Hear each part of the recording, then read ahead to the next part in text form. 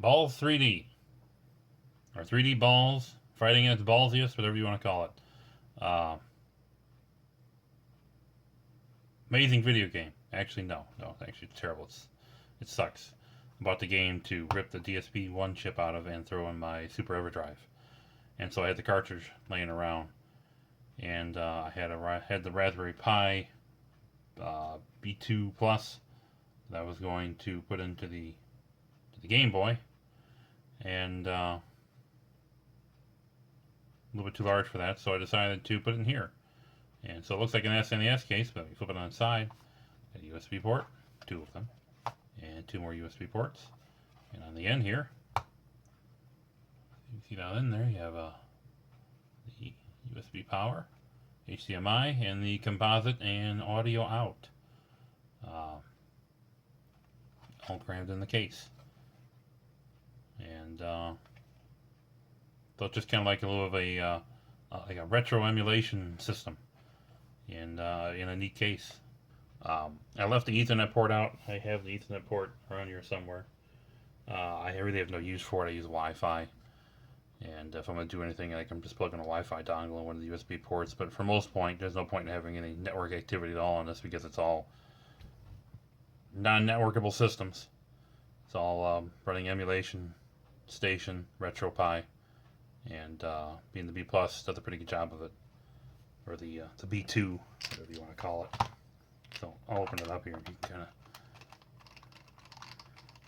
get the gist of what it looks like inside. Nothing fancy.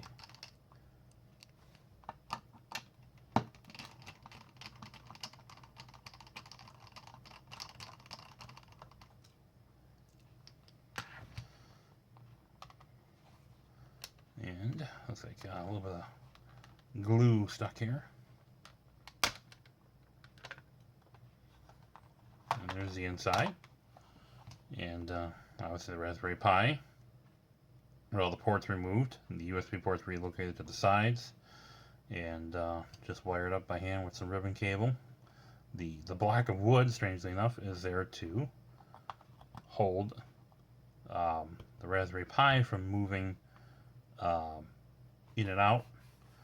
There's some hot glue, obviously, but hot glue is not the strongest bond for repetitive kind of motion of plugging in ports and whatnot, so this holds that in place and kind of locks it on the little tabs there.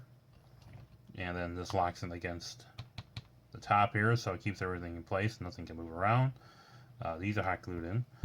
And the only nuance is the USB port is ever so slightly too wide on its side to fit in a NES case, or a SNES case. So you have to physically grind down the plastic. You have to thin it out if you want to fit those USB ports in there. Now, strangely enough, they fit almost perfectly within the line. That's almost the perfect width. It's ever so slightly wider. Just file it or sand it a little bit and it'll fit right in. And you might have a little bit more room on some of the versions of the case. They don't have the indentation here. They just have the little slot, like this one here. You see how it's different there. But really, in that point on the board, there's no tall components anyways. But just a little side thing. You see it fits in there just fine. You would never know it was in there. I mean, you can stick it in a SNES. Of course, there's no slots, so it won't do anything, but you can stick it in there and it'll look like an SNES game. So, just a little neat case for a Raspberry Pi board for a little emulation kind of retro system or something. You're looking for a neat way to hold it. I might make a little label for it or something. Should have an Balls 3D or 3D Balls, fighting at its ballsiest, fighting at its worst. I think most of these cartridges are bought to be used for being ripped out with the DSP-1 chip and you put it in an Everdrive. But there you go. Pretty neat.